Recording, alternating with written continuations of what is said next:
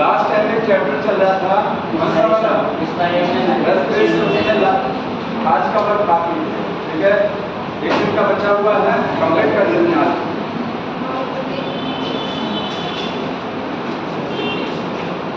Chapter भूल गए, कुछ याद है ये बताइए। 15 दिन हो गया आपको पढ़े हुए, कुछ याद है उसमें?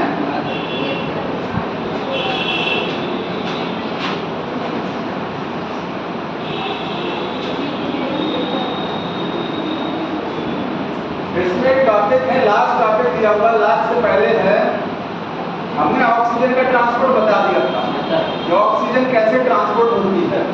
अब हमको समझना है कार्बन डाइऑक्साइड कैसे ट्रांसपोर्ट होती है। कार्बन डाइऑक्साइड बनती कहाँ है? टिश्यू में। कहाँ बनता है? टिश्यू में। टिश्यू से हमारी लंग्स तक ट्रांसपोर्ट होती है। कौन ट्रांसपोर्ट कराता है? ब्लड। कौन ट्रांसपोर्ट कराएगा CO2 को? ब्लड।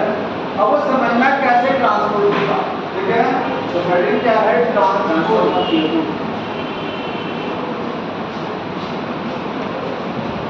जैसे ऑक्सीजन का ट्रांसपोर्ट कितने तरीके से था? 2 तरीके से। ऑक्सीजन आरबीसी से ट्रांसपोर्ट हो रही थी और प्लाज्मा से। कार्बन डाइऑक्साइड भी 2 तरीके से ट्रांसपोर्ट होती है, आरबीसी से और प्लाज्मा से, ठीक है। तो ट्रांसपोर्ट CO2 का देखिए,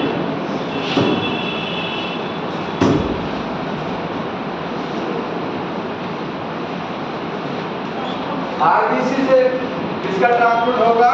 कार्बन डाइऑक्साइड। और किससे होगा? प्लाज्मा से। कितना परसेंट में आरबीसी से होगा? 23%। कितना आरबीसी से? बुक में लिखा होगा 20 से 25%। 20 से 25% कार्बन डाइऑक्साइड आरबीसी के द्वारा ट्रांसपोर्ट होती है। किस फॉर्म में ट्रांसपोर्ट होती है? कार्बोक्सी हीमोग्लोबिन या कार्बोमिनो हीमोग्लोबिन? कार्बोमिनो। ध्यान रखिएगा कि आरबीसी के अंदर क्या है? हीमोग्लोबिन है। आरबीसी में क्या होता है? हीमोग्लोबिन। कार्बन डाइऑक्साइड उस हीमोग्लोबिन के साथ जुड़ेगा और क्या बनेगा? कार्बोमिनो हीमोग्लोबिन। कार्बोक्सी हीमोग्लोबिन कब बनता है बताइए? लास्ट टाइम बताया था मैंने, कार्बोक्सी हीमोग्लोबिन। जैसे ऑक्सीजन हीमोग्लोबिन बनता है, ऑक्सीजन के साथ जब हीमोग्लोबिन जुड़ेगा तो क्या बनेगा? Oxy haemoglobin. वैसे ही कार्बन डाइऑक्साइड के साथ जब हीमोग्लोबिन जुड़ेगा तो कार्बोक्सी हीमोग्लोबिन नहीं बनता है। क्या बनता है? कार्बोमिनो हीमोग्लोबिन। कार्बोक्सी कब बनता है? जब कार्बन मोनोऑक्साइड हीमोग्लोबिन से जुड़ेगा। कार्बन मोनोऑक्साइड जब किससे जुड़ेगा?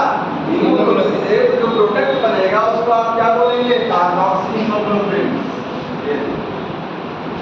अब बनेगा कार्बोक्सी। ये समझ रहे हैं ना? लास्ट टाइम मैंने इसको बताया था कार्बन मोनोऑक्साइड कहाँ होता है? पॉल्यूशन जब होता है, एनवायरमेंट में जब पॉल्यूशन होगा, व्हीकल का जो एग्जॉस्ट होता है, गाड़ियों का धुआं होता है, उसमें कार्बन मोनोऑक्साइड होती है। वहाँ आप रहते हैं, सांस फूलने लगता है, दम उड़ता है। क्यों? क्योंकि वो कार्बन मोनोऑक्साइड आपके ब्लड में हीमोग्लोबिन के साथ जुड़ जाएगा और क्या बनाएगा? Carboxy haemoglobin. इसकी हीमोग्लोबिन के साथ जुड़ने की क्षमता ज्यादा होती है, ठीक है।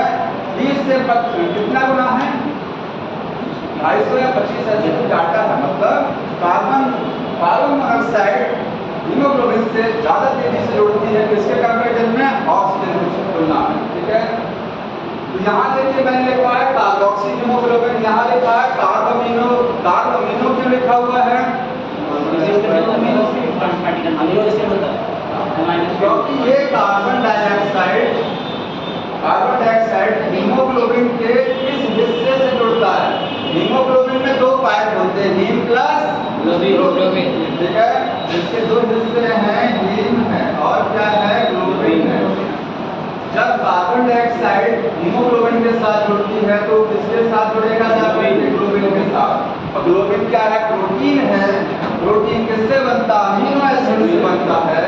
इसीलिए इसका नाम होता है कार्बोमिनो। कार्ब का मतलब कार्बन डाइऑक्साइड, अमीनो का मतलब वो अमीनो ग्रुप के साथ जुड़ता है। अमीनो ग्रुप कहाँ है? ग्लोबिन में, ठीक है।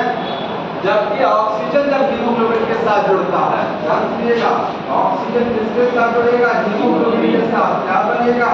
ऑक्सीहीमोग्लोबिन। ऑक्सीहीमोग्लोबिन। ये हीमोग्लोबिन के किस हिस्से के साथ जुड़ेगा? हीम के साथ जुड़ेगा या ग्लोबिन के साथ? हीम। ये हीम के साथ जुड़ता है। जब ऑक्सीहीमोग्लोबिन बनता है तो ऑक्सीजन हीम के साथ जुड़ता है। यहाँ पर भी कार्बन मोनोऑक्साइड किसके साथ जुड़ेगा? हीम के साथ। कार्बोक्सी बन रहा है। समझ में आया? तो कार्बोनिनो अलग है, कार्बोक्सी क्या है? अलग चीज। समझ में आ रहा है? कोई दिक्कत? कोई दिक्कत है ना? मैथ्स के तो नहीं एमबीए का पेपर देना है तो मैथ्स नहीं कभी बार पढ़ेंगे। बड़े नहीं कोई बात नहीं। ये हो गया। दूसरा तरीका कौन सा है? Second method. सेकंड मेथड है बाई प्लाज्मा। प्लाज्मा के द्वारा क्या होता है? कार्बन डाइऑक्साइड का ट्रांसपोर्ट होता है। अगर कहा जाए प्लाज्मा से कितने परसेंट CO2 ट्रांसपोर्ट होती है, बताइए आंसर क्या होगा? 70% की 77%? 77 की 70? 77 आंसर होगा। ध्यान रखिएगा, 23% यहाँ है, बचा कितना? 77। प्लाज्मा से होगा 77, लेकिन बुक में तो कुछ और लिखा गया होगा। तो वो क्वेश्चन पूछेगा कि प्लाज्मा में दो तरीके से होता है। प्लाज्मा के द्वारा कार्बन डाइऑक्साइड जब ट्रांसपोर्ट होती है तो दो तरीके से जाती है। ठीक है, पहला तरीका होता है प्लाज्मा में डिसॉल्व हो करके, इस रूप में घुल करके, प्लाज्मा में घुल करके। तो जब डिसॉल्व पूछा जाएगा तो आप बोलेंगे 7%। कितना परसेंट प्लाज्मा में कार्बन डाइऑक्साइड घुल के जाता है? 7%। ऑक्सीजन कितना परसेंट घुल के जाता है? ऑक्सीजन कितना? 70%। अरे ऑक्सीजन जाएगा 23 हाँ, ऑक्सीजन वाला आपने पढ़ चुके हैं ना। ऑक्सीजन का ट्रांसपोर्ट होता है ना आरबीसी से और प्लाज्मा से। कितने परसेंट ऑक्सीजन प्लाज्मा में हो जाती है?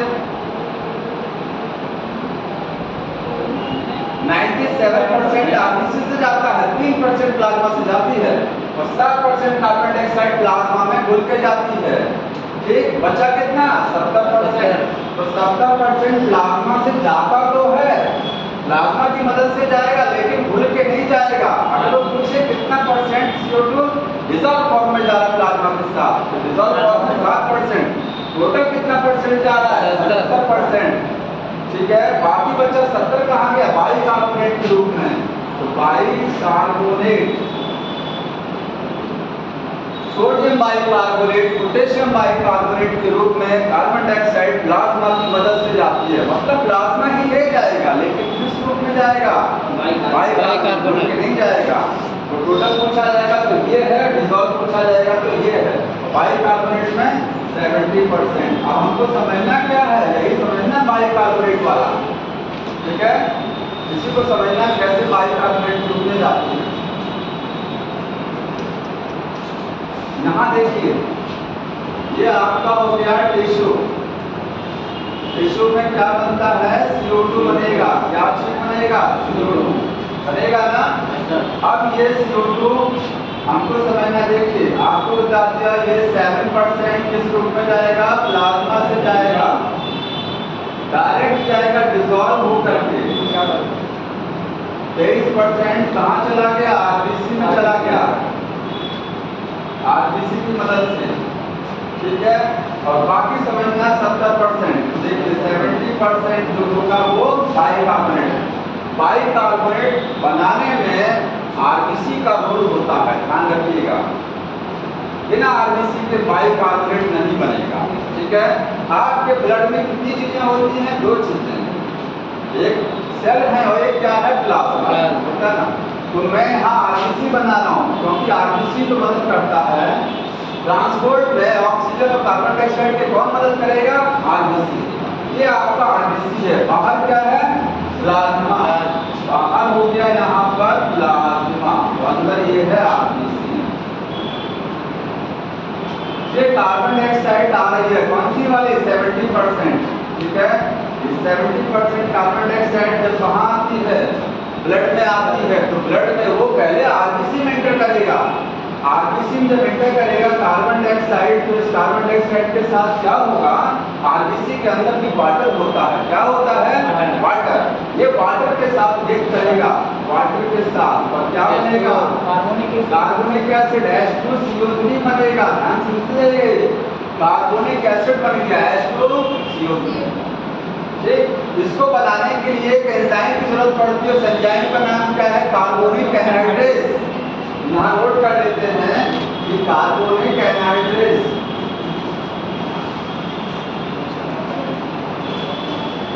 ये एंजाइम क्वेश्चन आता है कहाँ देखने को मिलता है? आरबीसी का एंजाइम है। थोड़ा कुछ अमाउंट में प्लाज्मा में भी होता है, ज्यादा किसमें मिलेगा? आरबीसी में। थोड़ा कहाँ मिलेगा? प्लाज्मा में। ठीक है, प्लाज्मा में भी है। ये आपको लिखेंगे बोथ आरबीसी, आरबीसी में भी है एंड प्लाज्मा में भी है। आरबीसी में मोर है ये, और प्लाज्मा में क्या है? ये लेस है। ध्यान रखिएगा। ठीक है, करता क्या है ये? कार्बोनिक एसिड को बनाने में मदद करता है, और कार्बोनिक एसिड को तोड़ने में। कार्बोनिक एसिड देखिए एनसीईआरटी में रिएक्शन लिखा गया, कार्बोनिक एसिड बन रहा है और कार्बोनिक एसिड टूट रहा है ना, H2CO3 आगे टूटेगा।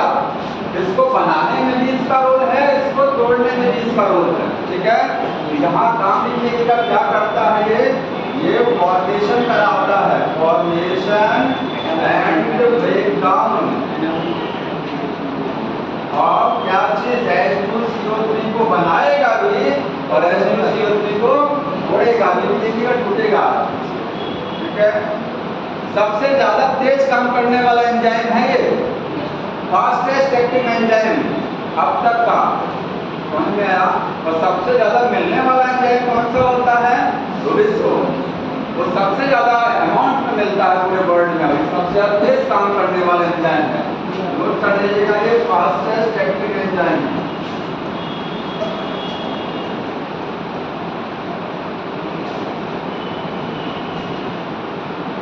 सबसे ज्यादा तेज काम करने वाला एंजाइम। तो फास्ट लिखते रहिए फिर कम, हाँ, ये फास्ट एंजाइम आप भी फास्ट लिख के नहीं लिख सकते क्या? हो गया ये? अब ये H2CO3 बना है, ये क्या होगा? टूटेगा, और ये टूटेगा तो रिएक्शन रिवर्सिबल रहेगा। ये पूरी रिएक्शन रिवर्सिबल है, ध्यान रखिएगा। ये इसमें H2CO3 ब्रेक डाउन करेगा तो क्या बनेगा? H प्लस और HCO3 माइनस। क्या बनेगा? HCO3 minus. बन गया ना? H2CO3 किसमें टूट गया? H प्लस और HCO3।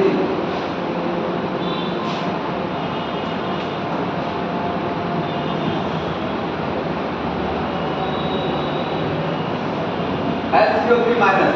ठीक है, ये क्या है? बाइकार्बोनेट है। ये HCO3 कहाँ जाएगा?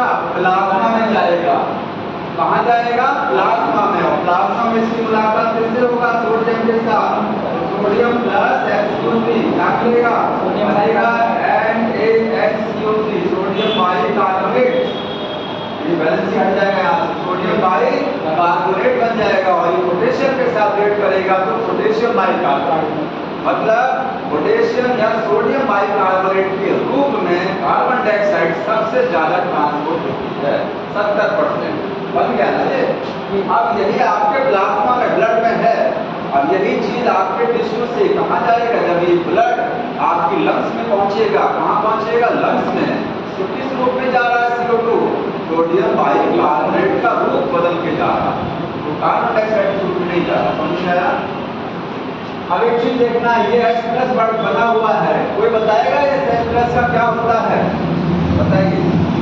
H प्लस लगातार बनेगा कि नहीं बनेगा? कि लगातार CO2 आएगा, लगातार उसको आरबीसी में CO2 वाटर के साथ रिएक्ट करके एसिड बनाएगा, एसिड टूटेगा, बाइकार्बोनेट बनेगा, H प्लस लगातार बनेगी, संख्या बढ़ती चली जाएगी, तो आरबीसी तो एसिडिक हो जाएगा। क्या सॉल्यूशन है इसका? रिड्यूस हो जाएगा यार। हाँ, आरबीसी रिड्यूस हो जाएगा सर, बढ़ने। आरबीसी क्या हो जाएगा? रिड्यूस हो जाएगा, खत्म हो जाएगा सर। नहीं, खत्म नहीं होता है, ये तो सर हीमोग्लोबिन का सर वो घर है ना, तो वो नहीं प्रभाव पड़ेगा, उसको भी हम बता रहे हैं। H प्लस बफर जानते हैं क्या केमिस्ट्री में बफर क्या करता है? पीएच मेंटेन करता है। H प्लस है, ज्यादा H प्लस बनेंगे क्योंकि बार बार H प्लस बनेगा।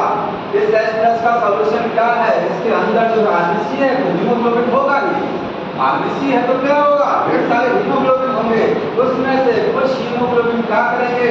इस H प्लस के साथ जुड़ जाएंगे, तो H प्लस प्लस क्या हो जाएगा? हीमोग्लोबिन बन जाएगा HHB प्लस, हीमोग्लोबिनिक एसिड।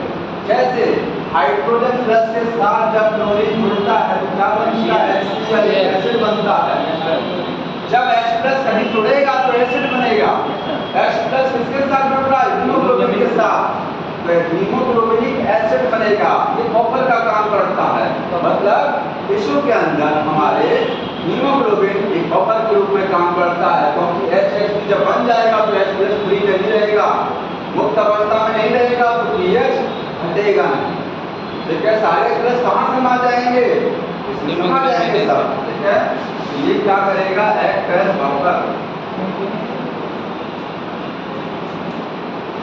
ध्यान रखिएगा, ये पूछा जा सकता है। ये हीमोग्लोबिन मेनली देखा जाए तो हीमोग्लोबिन बफर का काम करता है, क्योंकि ये तो एसिड बन गया है ना। तो एसिड किसने बनाया? एसिड बनाया किसने? हीमोग्लोबिन ने बनाया। H प्लस को समाहित किसने किया? इसने, हीमोग्लोबिन ने। समझ में आ रहा है? तो हीमोग्लोबिन यहाँ बफर का काम करता है। ठीक, अब एक चीज ध्यान रखना है, यहाँ से नेगेटिव आयन बाहर जा रहे हैं, आरबीसी से नेगेटिव आयन बाहर जा रहा है प्लाज्मा में। जितने नेगेटिव बाहर जाएंगे उतने ही नेगेटिव अंदर आएंगे। क्लोरीन माइनस प्लाज्मा में होता है, तो क्लोरीन क्या करता है? क्लोरीन प्लाज्मा से ट्रांसपोर्ट होकर कहाँ जाएगा? आरबीसी के अंदर आ जाएगा। इसको बोलते हैं क्लोराइड शिफ्ट। क्या बोलते हैं? Chloride shift. क्यों चला गया? क्योंकि नेगेटिव आयन बाहर जा रहे हैं, अंदर नेगेटिव आयन की कमी हो रही है, तो बाहर से नेगेटिव आयन को प्लाज्मा से शिफ्ट किया जाता है। कहाँ? आरबीसी के अंदर, ताकि नेगेटिव आयन बैलेंस में रहें। इस फिनोमेना को क्लोराइड शिफ्ट या हैम्बर्गर फिनोमेना बोलते हैं। समझ में आया? ये क्या है? क्लोराइड शिफ्ट है। इसी का दूसरा नाम, ये बहुत इंपॉर्टेंट है, और इसको बोलते हैं हैम्बर्गर फिनोमेना। क्यों बोलते हैं? साइंटिस्ट का नाम है हैम्बर्गर, उन्होंने इस फिनोमेना को दिया था हैम्बर्गर फिनोमेना। आया समझ में यहाँ तक? आया? क्लोरीन वाला देखिए यह है कि बाइकार्बोनेट चूंकि आरबीसी से बाहर जाने मजबूरी है, क्योंकि उनको कार्बन डाइऑक्साइड को अपने साथ लिए हुए हैं, उनको अपने गंतव्य स्थान तक पहुंचाना है। कहाँ है? लंग्स तक पहुंचाना है। लंग्स तक पहुंचाने के लिए सोडियम के साथ पहले वो जुड़ेगा प्लाज्मा में जाकर के, सोडियम बाइकार्बोनेट बनेगा। ठीक है, यहाँ से नेगेटिव आयन लगातार प्लाज्मा में जा रहे हैं। ये चीज कहाँ हो रहा है? ये आपके टिश्यू में हो रहा है, आपकी बॉडी की सेल में हो रहा है। समझ में आया? आपके ऑर्गन्स में चल रहा है प्रोसीजर। तो नेगेटिव आयन कम हो रहा है, वो प्लाज्मा से, क्योंकि प्लाज्मा में आयन होता ही है, प्लाज्मा में सोडियम पोटेशियम क्लोरीन आयन है, वहां से क्लोरीन आयन शिफ्ट हो जाते हैं आरबीसी में, ताकि बैलेंस करें नेगेटिव आयन को, बैलेंस करें। समझ में आ रहा है? अब आया? हाँ, केवल क्लोरीन ही जाता है। अब इसमें ज्यादा रिसर्च नहीं करना है, जो दूसरा नेगेटिव को नहीं जाता। ठीक है, इतना ध्यान रखिए, इतने आपके काम की चीजें क्लोरीन आयन ट्रांसपोर्ट। इसी को क्लोराइड शिफ्ट बोलते हैं, हैम्बर्गर फिनोमेना बोला जाता है। आगे बढ़ जाए।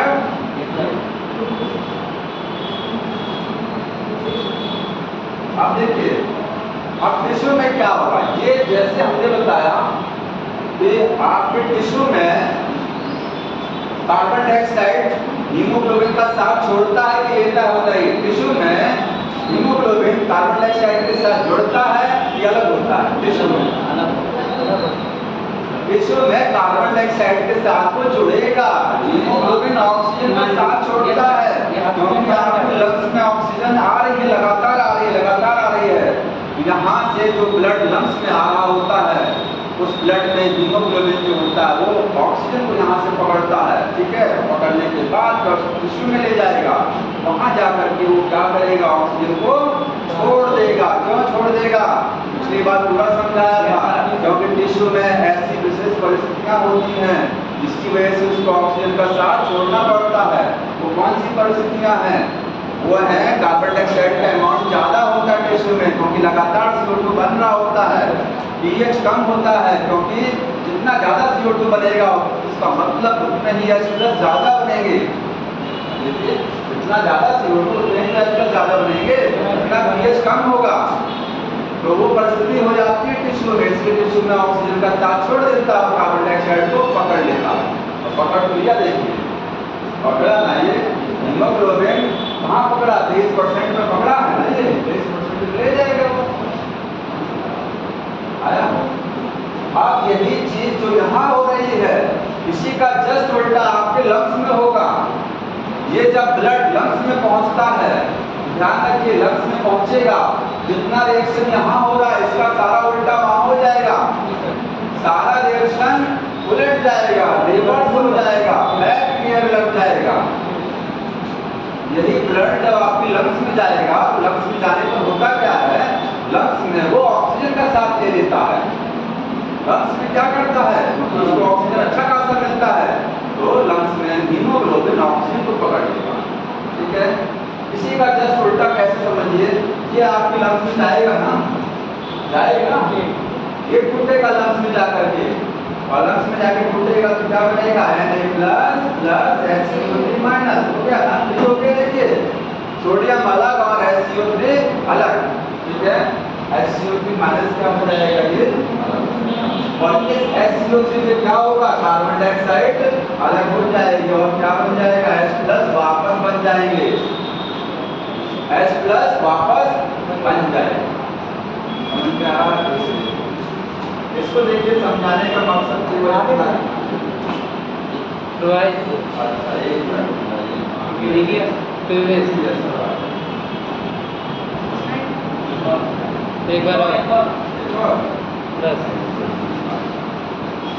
इसमें केवल इतना ध्यान रखना है, क्लोराइड शिफ्ट कहाँ होता है, जब टिश्यू में क्लोरीन अंदर आ रहे होते हैं। यही चीज, यही ब्लड जब आपके लंग्स में पहुंचेगा, तो जितने क्लोराइड अंदर आए हैं, सारे क्लोराइड बाहर मजबूरी में जाने पड़ जाएंगे, सारे क्लोराइड वापस चले जाएंगे जहां से वो आए थे। तो उसको बोलते हैं रिवर्स क्लोराइड शिफ्ट। क्या बोलते हैं, रिवर्स, क्योंकि यहाँ H+ लिख रहिएगा, यहाँ H+ फ्री हो रहा है ना, ठीक है, यहाँ H+ क्या हो रहा है, फ्री। यहाँ क्लोरीन अंदर आ रहा है, तो जब यही ब्लड सोडियम कार्बोनेट के रूप में जब जाएगा कहाँ, लंग्स में, वहाँ जाके वो टूटेगा, ठीक है, Na+ और HCO3- में टूट जाएगा, और क्लोराइड जो अंदर आए थे वो क्लोराइड कहाँ चले जाएंगे, वापस चले जाएंगे। उसको बोलते हैं रिवर्स। ध्यान रखना, रिवर्स क्लोराइड शिफ्ट कहाँ होता है, लंग्स में होता है, क्लोराइड शिफ्ट टिश्यू में, ठीक है, कहीं नोट कर लीजिएगा, रिवर्स क्लोराइड शिफ्ट, ये आपको लंग्स में देखने को मिलेगा, एट लंग्स, ठीक है। इसमें होगा क्या, क्लोराइड माइनस जो आयंस हैं वो मूव करेंगे कहाँ से, प्लाज्मा से, RBC से प्लाज्मा में जाएंगे, अंदर आए थे, अंदर से बाहर जाएंगे, move from RBC to plasma. ऐसा क्यों होगा, क्योंकि मकसद खत्म हो गया, CO2 यहाँ तक आ गई, मकसद पूरा हो गया, इसको वापस करना है ना, जहाँ से आए थे वहीं चले जाएंगे सब। समझ में आ रहा है, रिवर्स क्लोराइड। ये कार्बन डाइऑक्साइड का ट्रांसपोर्ट हो गया। अगला जो टॉपिक है वो है रेगुलेशन ऑफ रेस्पिरेशन। रेस्पिरेशन कैसे रेगुलेट होता है, हम लोग 1 मिनट में कितनी बार सांस लेते हैं, 12 से 16 बार।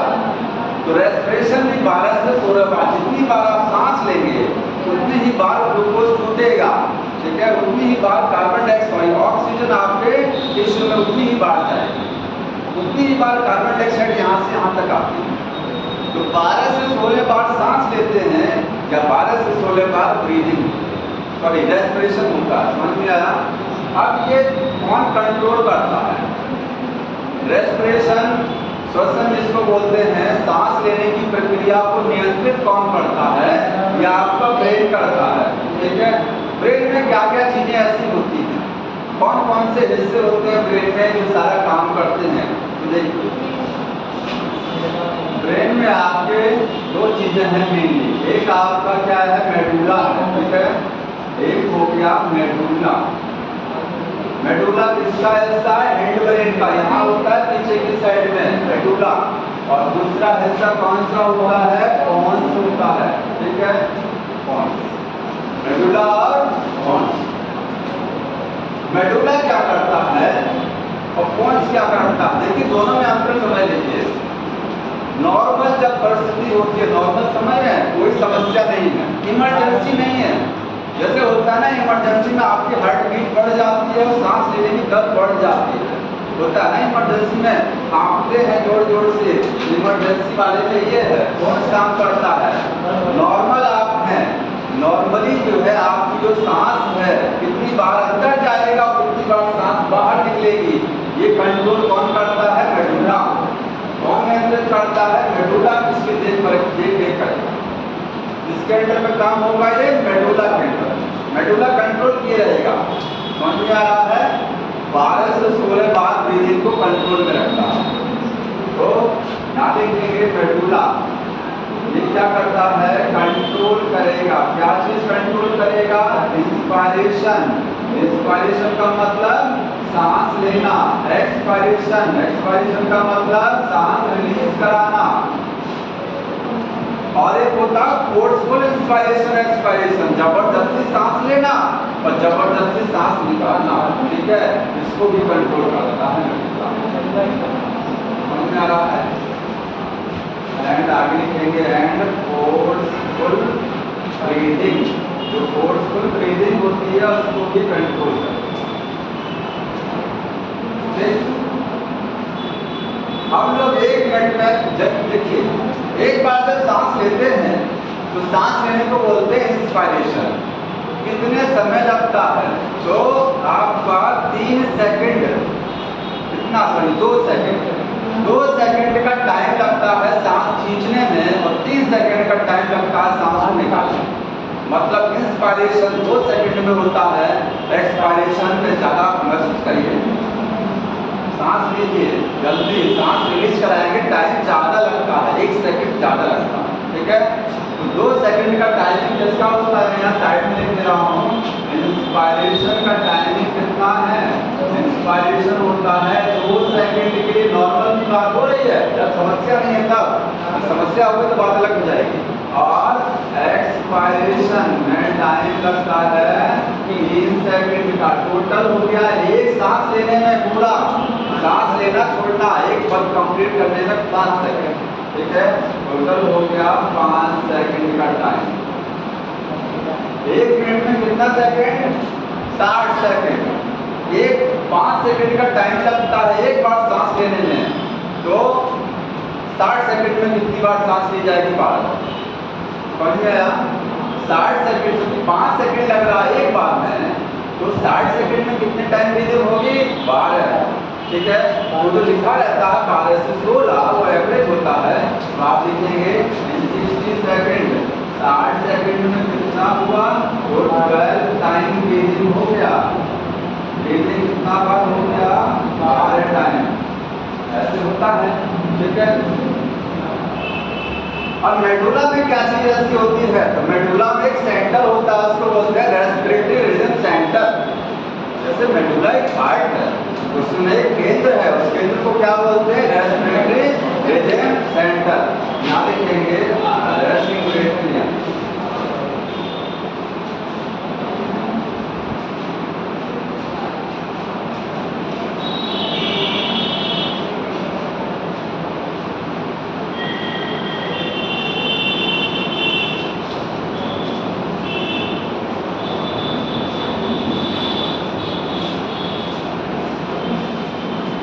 मेडुला कुछ अलग काम नहीं करता था, इसमें केवल ये ब्रीदिंग की, ब्रीदिंग का मतलब क्या होता है?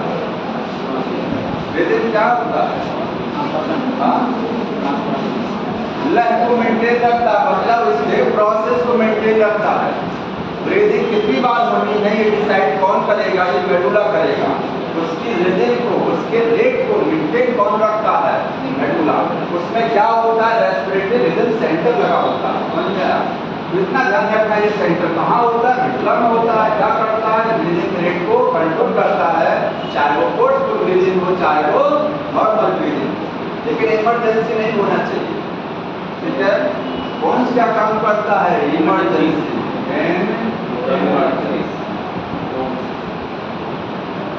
इमरजेंसी में काम करेगा। कौन में है क्या? फिर इसमें है नीमोटैक्सी सेंटर। इसमें भी एक सेंटर, उसका नाम क्या है? नीमोटैक्सी सेंटर। लिखेंगे कंटेन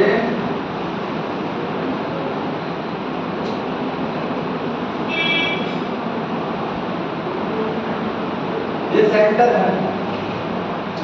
जैसे कौन सा सुपर बॉस मेडुला का भी बाप मेडुला को आदेश करेगा जब इमरजेंसी आती है, जब परिस्थितियां विपरीत होती हैं, तो घर के जो बड़े होते हैं वो सलाह देते हैं इसको, पार्टी मेंबर को, ये बड़ा है, ये फोर्स है, इमरजेंसी में ये इसको कंट्रोल करेगा, ठीक है? इसमें एक सेंटर है, नीमोटैक्सी सेंटर होता है। ये सेंटर, जैसे इमरजेंसी का मतलब समझ रहे हैं, आपके ब्लड में कार्बन डाइऑक्साइड बहुत ज्यादा हो गया, कार्बन डाइऑक्साइड ज्यादा कैसे हो जाएगा? कितना होता है कार्बन डाइऑक्साइड? मैक्सिमम कितना हो सकता है? 45। वो भी मैक्सिमम किसमें होगा? आपका 45 होता है डीऑक्सीजेनेटेड ब्लड में। ऑक्सीजनेटेड ब्लड में कार्बन डाइऑक्साइड 40 होता है। कितना होता है? 40, ठीक है? आपके ब्रेन में बताइए कौन सा ब्लड जाता है? ऑक्सीजनेटेड जाता है कि डीऑक्सीजनेटेड? ब्रेन में कौन सा ब्लड जाएगा? ऑक्सीजनेटेड। किसकी मदद से जाएगा? हार्ट से, आर्टरी की मदद से जाएगा, ब्रेन की मदद से नहीं जाएगा। समझ में आया? ब्रेन को शुद्ध रक्त मिलना चाहिए, ऑक्सीजनेटेड। अरे अभी तक अब लौटंकी हो गया तो दर भी देख लो थोड़ा सा, किसी को कंटिन्यू रखना है आगे। ब्रेन को ऑक्सीजनेटेड ब्लड जाएगा, आपके हार्ट से जाएगा, ठीक है? अब बताइए उसमें कार्बन डाइऑक्साइड कितना होगा मैक्सिमम? ऑक्सीजनेटेड ब्लड में मैक्सिमम कार्बन डाइऑक्साइड कितनी हो सकती है? 40 से ज्यादा नहीं होगा। 40 होती है ना? 40 नॉर्मली में होती है, लेकिन अगर सोचिए 40 से ज्यादा हो जाए, आपके दिमाग को जो खून मिल रहा है उस खून में कार्बन डाइऑक्साइड 40 से ज्यादा हो गया, इसका मतलब क्या हुआ? इसका मतलब ये है आपकी बॉडी में रेस्पिरेशन तेज चल रहा है, आपकी बॉडी की जो भट्टी है, भट्टी का मतलब टिश्यू, वहाँ कार्बन डाइऑक्साइड ज्यादा बन रही है, समझ में आया? तभी तो CO2 ब्लड में ज्यादा हो गई है, ठीक? क्योंकि अगर ध्यान से, अगर आपके वेन में कौन सा ब्लड रहता है? डीऑक्सीजनेटेड। इसमें अगर कार्बन डाइऑक्साइड ज्यादा हो जाएगा तो इसलिए समस्या नहीं है, क्योंकि वेन वाला ब्लड ही तो हमारी लंग्स में आता है, तो कार्बन डाइऑक्साइड को लंग्स से छोड़ देगा। लेकिन अगर जो आपका ऑक्सीजनेटेड ब्लड है, जो हार्ट ब्लड फेंक रहा है, उसी ब्लड में अगर कार्बन डाइऑक्साइड ज्यादा हो जाए तो क्या होगा? वही ब्लड आपके दिमाग को जाएगा, दिमाग में पता लग जाएगा कि कार्बन डाइऑक्साइड ज्यादा हो गया है। कौन पता लगाएगा? कि आपने सांस बहुत ज्यादा ले लिया, आपने ब्रीदिंग बहुत ज्यादा कर दिया, भट्टी बहुत तेज चल रही है, CO2 ज्यादा बन रही है, वो पता लगाता है कौन में? ये वाला सेंटर। क्योंकि यदि ब्लड तो कौन में भी जाएगा ना, वही ब्लड आपके पूरे दिमाग में जाएगा तो कौन में भी जाएगा, और कौन में जाकर के ये सेंटर पता लगा लेगा कि CO2 चाहता है। कैसे पता लगाएगा? ये डिटेक्ट करता है, ये पता लगाता है। क्या पता लगाएगा? CO2 अगर हाई हो गया है तो पता लगा देगा कि CO2 ज्यादा है, ठीक है?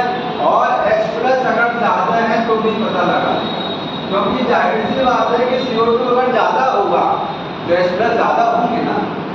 बताया था मैंने लास्ट टाइम कि CO2 ज्यादा है तो CO2 वाटर के साथ रिएक्ट करेगा, एसिड बनेगा, एसिड टूटेगा, H+ बनेगा, ठीक है? तो कार्बन डाइऑक्साइड को पता लगाता है और H+ को डिटेक्ट कर देता है। तुरंत क्या हो जाएगा? ये एक्टिव, तुरंत ये जाग जाएगा, और जागने के बाद ये क्या होगा? तुरंत ये एक्टिव हो जाएगा। अगर ये ऐसा हुआ और एक्टिव होने पर क्या करेगा? ये मेडुला को आदेश करेगा कि इमरजेंसी आ गया है, काम बहुत तेज चल रहा है शरीर में ब्रीदिंग बहुत फास्ट हो गई है, इसको थोड़ा सा स्लो कर दो, थोड़ा सा डाउन करना ब्रीदिंग, सांस ज़्यादा हो गई है, कार्बन डाइऑक्साइड बहुत ज़्यादा ऑक्सीजन ले लिया है, CO2 ज़्यादा बन गई है, ठीक है, समझ रहे ना। ये क्या करेगा, एक्टिव हो जाएगा और ये सिग्नल देगा, सिग्नल करेगा किसको, तो मेडुला को करेगा, और मेडुला क्या करेगा, तुरंत एक काम करेगा, बताइए। मेडुला इंस्पायरेशन, ध्यान सुनिएगा, अगर कार्बन डाइऑक्साइड ज़्यादा बन गया आपके शरीर में, इसका मतलब क्या होता है, आपने ब्रीदिंग ज़्यादा कर लिया, रेस्पिरेशन बहुत ज़्यादा हो गया, ग्लूकोज ज़्यादा टूट गया। भाई ग्लूकोज टूटता है तभी तो CO2 बनता है ना, तो ग्लूकोज ज़्यादा टूट गया है, ठीक है, ऑक्सीजन आपकी सेल ज़्यादा यूज कर ली है, कार्बन डाइऑक्साइड बहुत बन गया, तो ऑक्सीजन जो बाहर से आ रही है उसको थोड़ा सा कम कर दो, सांस लेने की दर क्या कर दो, घटा दो, ऑक्सीजन बाहर से किसी तरीके से कम आएगी। जैसे फैक्ट्री में सामान जब बहुत ज़्यादा बन जाता है तो मैन्युफैक्चरिंग को रोक दिया जाता है कि ऐसा सामान नहीं बनाना है, स्लो बनाइए क्योंकि बिक नहीं रहा सामान। तो जब CO2 ज़्यादा बन जाएगी तो क्या करना है, वो CO2 आपके ब्लड से बाहर, आपकी लंग से पूरी तरीके से निकल नहीं पा रही है, तो वो कहाँ जा रही है, वो आपके ऑक्सीजन ब्लड में घुस गया जाकर के CO2 समझ में आ रहा, वहाँ बढ़ गया, तो वहाँ बढ़ गया तो ये मेडुला तुरंत एक्टिवेट हो गया, इसने सिग्नल किसको दिया, मेडुला। मेडुला सीधे काम ये करता है कि जो इंस्पायरेशन है, जो सांस हम लेते हैं, इंस्पायरेशन करते हैं, उसको क्या कर देता है, स्टॉप करा देगा टेम्पोररी, थोड़ी देर के लिए रोक देगा या डिले कर देगा। 1 सेकंड 2 सेकंड में इंस्पायरेशन करते हैं हम लोग ना, सांस लेते हैं कितने सेकंड में, 2 सेकंड, वो 1 सेकंड कर देगा। अब चाहे जितनी सांस लेने को ले लो, 1 सेकंड ऑक्सीजन कम पहुंचानी है क्योंकि कार्बन डाइऑक्साइड बहुत बन गया है, ज़्यादा ऑक्सीजन पहुंचेगा तो क्या होगा, और कार्बन डाइऑक्साइड बनेगा। इस प्रोसेस को भी स्लो कर देना है क्योंकि CO2 ज़्यादा बन गया है, ऑक्सीजन बाहर से कम आनी चाहिए, ठीक है। तो होगा क्या, ये इंस्पायरेशन जो होता है, इंस्पायरेशन को क्या कर देता है, ये स्टॉप करा देगा, लेकिन टेम्पोररी कराएगा, परमानेंट कराएगा तो आप मर जाएंगे। इंस्पायरेशन परमानेंटली बंद नहीं होता है, टेम्पोररी स्टॉप कर देगा या फिर क्या करेगा, हाँ टाइमिंग घटा देगा। इंस्पायरेशन का टाइमिंग 2 सेकंड का है, 2 सेकंड में जो सांस ली जाती है उसको घटा के 1 सेकंड में कर देगा, ठीक है। ड्यूरेशन यानी कहेंगे ड्यूरेशन ऑफ इंस्पायरेशन क्या करेगा, ये घटा देगा, 1 सेकंड में आप सांस लीजिए, ठीक है। तो समस्या का अंत में क्या आएगी, जब आप 1 सेकंड आपको टाइम दे दिया जाएगा सांस लेने के लिए, तो आप सांस क्या करेंगे, जल्दी जल्दी सांस लेंगे, जल्दी सीखने की नहीं लेंगे। एक होता है रिलैक्स मोड में सांस लेना, 2 सेकंड में खींचना, एक होता है अब जो है जल्दी जल्दी सांस ली जाएगी क्योंकि इंस्पायरेशन का टाइमिंग घटा दिया इसने, तो सांस लेने की स्पीड क्या हो जाएगी, बढ़ जाएगी, ठीक है, और सांस डीप हो जाएगी। डीप का मतलब जैसे सांस खुलती है एकदम हाँफने लगेगी, वो वाली स्थिति हो जाएगी, कौन सी वाली, हाँफने वाली, एकदम गहराई वाली सांस लेंगे, ठीक है, लंबी लंबी सांसें जिसको बोलते हैं, जल्दी जल्दी लेंगे, सांस जल्दी चलेगा क्योंकि ड्यूरेशन घटा हुआ है और इंस्पायरेशन का रेट बढ़ा है। ध्यान सुनिएगा, ड्यूरेशन घटता है तो रेट बढ़ेगा, जाहिर सी बात है। जब कोई चीज क्या कर देंगे आप, उसका टाइमिंग घटा लेंगे तो उसका रेट क्या हो जाएगा, जल्दी जल्दी चलेगा ना वो, तो रेट बढ़ जाएगा। और मैं भी लिख सकते हैं रेट ऑफ इंस्पायरेशन क्या हो जाएगा, बढ़ जाएगा, ये बढ़ेगा, ठीक है। तो इस तरीके से जाकर के क्या करेगा, ये कंट्रोल करेगा, मतलब आपकी बॉडी में जब तक वो CO2 बाहर नहीं निकल जाती है तब तक वो क्या है, रेस्पिरेशन को थोड़ा सा स्लो किया रहता है।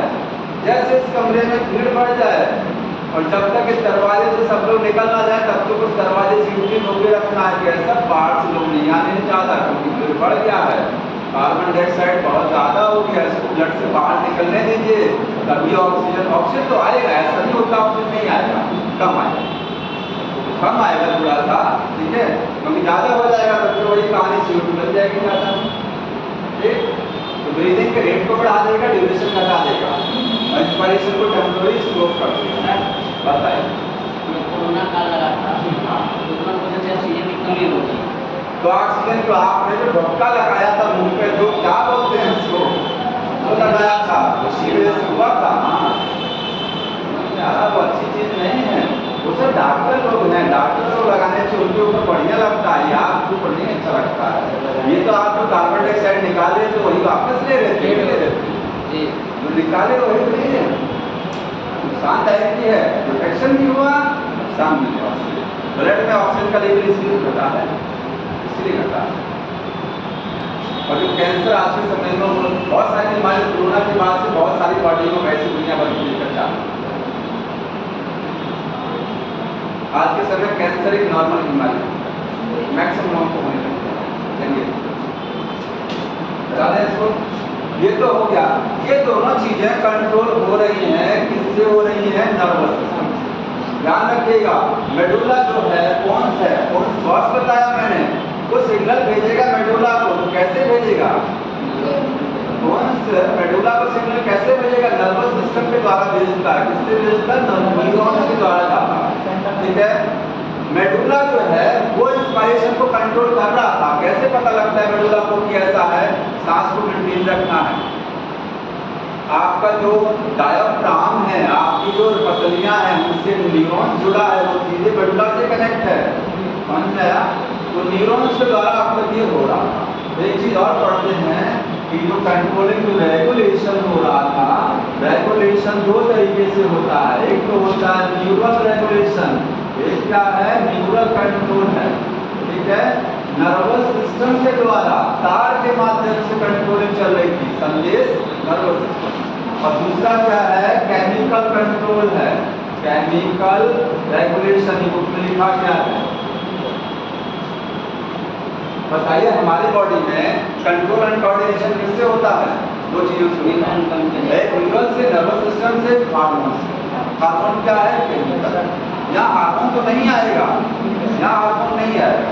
तो न्यूरल कंट्रोल में कौन है? देखिए, न्यूरल कंट्रोल जो हुआ था उसमें मेडुला से भी हो रहा था और पोन्स। लेकिन अभी आपने जब पोन्स पर पढ़ा था कि पोन्स कैसे एक्टिवेट हो गया, कैसे पोन्स को पता लगा कि कार्बन डाइऑक्साइड ज्यादा हो गया।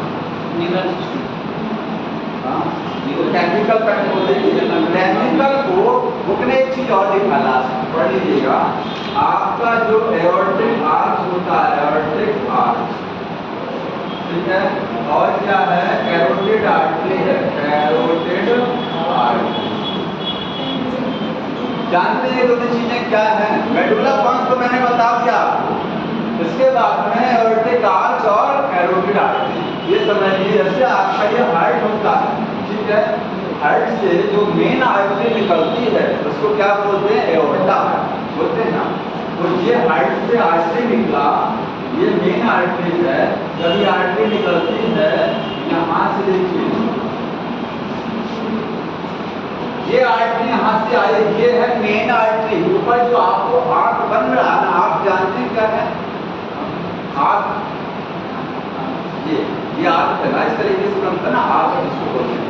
तो ये इतना हिस्सा आपको आंख दिख रहा, मतलब इसमें, इससे ब्लड, ये मेन आर्टरी है, इससे ब्लड आपकी बॉडी में जा रहा है। लेकिन बॉडी में जो ऊपर ब्लड जाना है, सिर वाले हिस्से में जाना है, जो सिर वाले हिस्से में ब्लड जाना है, वो किससे जाता है? इन सबसे जाता है। ये जो ट्यूब लगा है, ठीक है, तो यहाँ से यहाँ तक का हिस्सा ये है आर्ट। क्या है? आर्ट। इसको क्या बोलते हैं? एओर्टिक आर्ट, क्योंकि इसी से एओर्टा बना है। ठीक है, और कैरोटिड आर्टरी क्या है? इसमें से जो आर्टरी पतली से निकल रही है ना, ये देख रहे हैं, ये क्या है?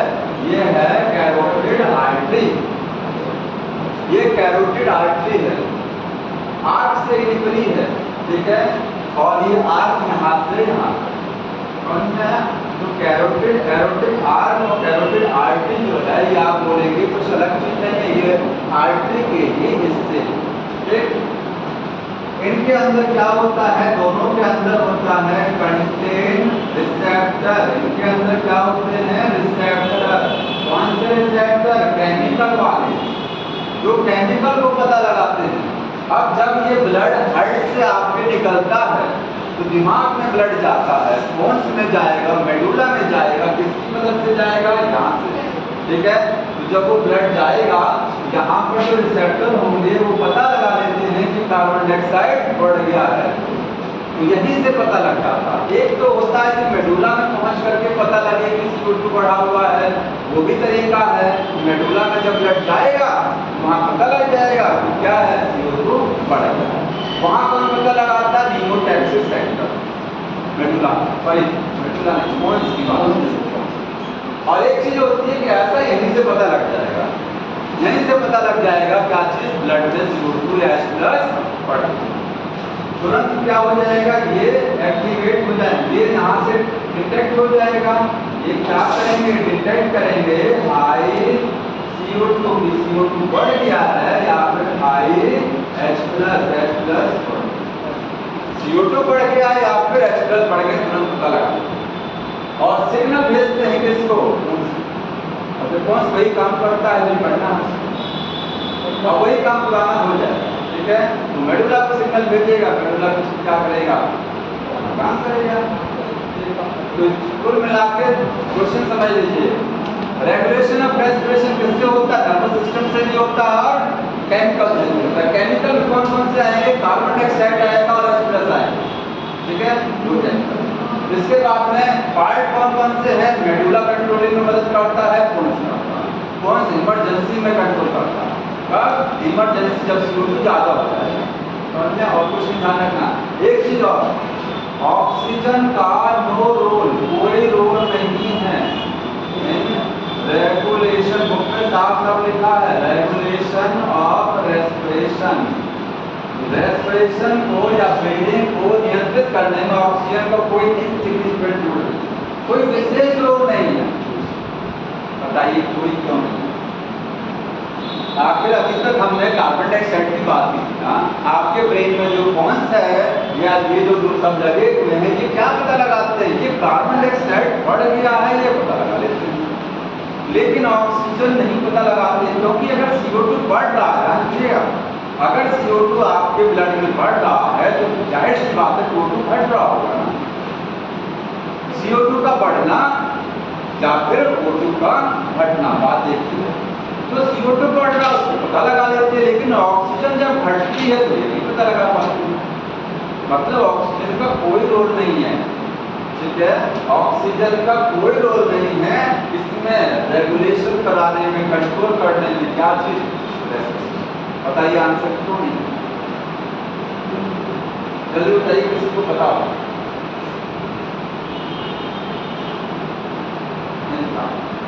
अच्छा बताइए, ऑक्सीजन घटता कहाँ जाता है? आपके ऑक्सीजनेटेड ब्लड में घटेगा ज्यादा कि डीऑक्सीजनेटेड? डीऑक्सीजनेटेड। ऑक्सीजनेटेड में तो अच्छा खासा ऑक्सीजन सप्लाई हो रहा है, नहीं हो रहा है? अब देखिएगा, ये आपका क्या हो गया, ब्रेन हो गया। ठीक है, ये ब्रेन है और ये आपका क्या है, लंग्स है। ठीक है, और ये हार्ट हो गया। हार्ट से जो ब्लड निकलता है वो ऑक्सीजनेटेड ब्लड होता है। कहाँ जाता है, पूरे शरीर में जाएगा, ब्रेन में भी जाएगा। ठीक है, कहाँ जाएगा, ब्रेन में भी जाएगा। तो ब्रेन में जब जाएगा तो जानते हैं ऑक्सीजन क्या होगा, इसमें ज्यादा होगा। ठीक है, कार्बन डाइऑक्साइड होगी कि नहीं होगी, बताइए। ऑक्सीजनेटेड की बात हो रही है, दोनों होता है। ऑक्सीजन बहुत ज्यादा, कार्बन डाइऑक्साइड 40 प्रेशर होगा। ऑक्सीजन ज्यादा होगा 95, कितना होगा ऑक्सीजन का प्रेशर, 95। ठीक, तो ऑक्सीजन ज्यादा है। अब बताइए, एक बाल्टी पानी में से एक गिलास पानी निकाल दिए, कोई फर्क पड़ेगा? विशेष फर्क नहीं। इसलिए उसमें लिखा है कोई विशेष रोल नहीं है। ठीक है, क्योंकि ऑक्सीजन, ध्यान दीजिएगा, ऑक्सीजन इतनी ज्यादा होती है इसमें ऑक्सीजनेटेड ब्लड में कि अगर थोड़ा सा ऑक्सीजन कम भी हो जाए तो कोई विशेष फर्क नहीं पड़ता। बहुत कम होगा ही, बहुत कम होगा, जब गला दबा दिया जाएगा तो पानी में जाएगा। ठीक है, तो बहुत कम नहीं होगा, थोड़ा सा घटेगा, क्योंकि ये बढ़ रहा है, जाहिर सी बात है ये घटेगा। थोड़ा सा घटना, उस घटने का विशेष फर्क नहीं आता है। क्यों नहीं आता है, क्योंकि ऑक्सीजन ज्यादा है। ठीक है, तो थोड़ा सा घटता तो ऑक्सीजन के लेवल पर कोई विशेष फर्क नहीं पड़ता, उसमें पहचान नहीं पाता कि ऑक्सीजन घट भी गया। ये ब्रेन पता ही लगा पाते हैं कि ऑक्सीजन घट भी गया। जैसे आप सो रहे हैं, आपको हल्का सा कोई टच करते नहीं पता लगेगा और चिमोटी काट दिया जाएगा तो जम जाएगा,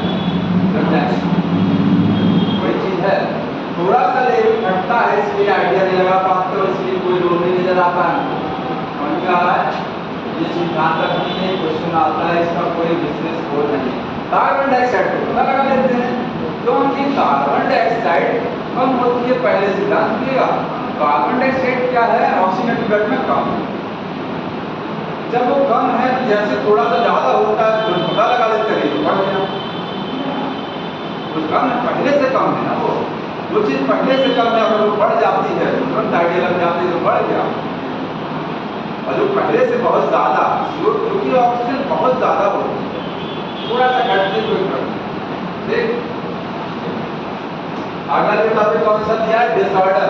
यह है ना, फॉर्मूला देखिएगा, डिसऑर्डर्स ऑफ रेस्पिरेशन। रेस्पिरेशन के कौन कौन से डिसऑर्डर हैं, कौन कौन सी श्वसन से संबंधित बीमारियां होती हैं, 3-4 बीमारियों के नाम लिखे गए हैं, उसको आप देख लीजिए, कुछ विशेष नहीं है। देखिए पहला कौन सा है, अस्थमा है, अस्थमा। ध्यान रखिएगा, अस्थमा में पूछा जाएगा तो अस्थमा एलर्जिक डिसऑर्डर है, एलर्जी से होता है। एलर्जी क्या है, ट्वेल्थ में पढ़ा जाएगा। ये एलर्जिक डिसऑर्डर है, एलर्जिक है, ये एलर्जी से होता है। इसमें सांस से संबंधित बीमारी हो जाती है। होता क्या है, आपका जो ब्रोंकस है, ब्रोंकस का मतलब ये जो ब्रोंकस है और जो ब्रोंक्यूल है, ये ब्रोंकस होता है, इंट्रैकिया है, ये दोनों क्या है, ब्रोंकस आगे क्या है, ब्रोंक्यूल्स है। इनमें सूजन हो जाती है और जब स्वेलिंग हो जाती है तो नली है, अगर नली है, कोई पाइप है, पाइप में स्वेलिंग हो गया तो उसके अंदर की जो स्पेस है वो स्पेस घट जाएगा, पाइप पतला हो जाता है। कैसा हो जाता है, पतला, क्योंकि दीवार मोटी हो गई है, पाइप की दीवार सूज गई है, पाइप का अंदर का रास्ता कम पड़ गया तो पाइप पतला हो गया अंदर से। ये देखिए, ये दीवार सूज गई है ब्रोंकस ब्रोंक्यूल्स की। पहले ऐसा था, अब कैसा हो गया, ऐसा। ठीक है, समझ में आ रहा ना। तो होता है यहाँ पर इन्फ्लामेशन, उसके टर्म क्या यूज किया जाता है, इन्फ्लामेशन होता है, इन्फ्लामेशन इन ब्रोंकस, ब्रोंकस में और ब्रोंक्यूल्स में होता है। सूजन आ जाएगा, सूजन आने से रास्ता कम पड़ जाएगा। समस्या क्या आएगी, सांस फूलेगा, तो सांस लेने में तकलीफ नहीं होती है, रखिएगा, क्योंकि रास्ता जब पतला हो जाता है, नली का रास्ता ये क्या हो गया, पतला हो गया। ठीक है, अंदर का रास्ता पतला हो गया तो सांस लेने में दिक्कत नहीं, क्योंकि सांस आप खींचते हैं, तो सांस लेने में विशेष समस्या नहीं है, लेकिन सांस को निकालने में समस्या होती है, क्योंकि एयर आसानी से निकलती नहीं है, रास्ता पतला, एयर नहीं निकलेगा। ठीक है, तो एयर नहीं निकलेगी तो सांस निकलेगा। और एक वर्ड बुक में यूज किया गया व्हीजिंग, पढ़िए लिखा व्हीजिंग। व्हीजिंग क्या होता है, हाँ, आवाज के साथ, जैसे अस्थमा के पेशेंट होते हैं ऐसे आवाज निकालते हैं, इसी टाइप से आवाज भी निकालते हैं, उसको व्हीजिंग बोलते हैं। ठीक है, आवाज के साथ सांस निकले, वो व्हीजिंग है। यहाँ पर लिखिएगा व्हीजिंग, स्पेलिंग देखिए WEEZ ना, एंड प्रॉब्लम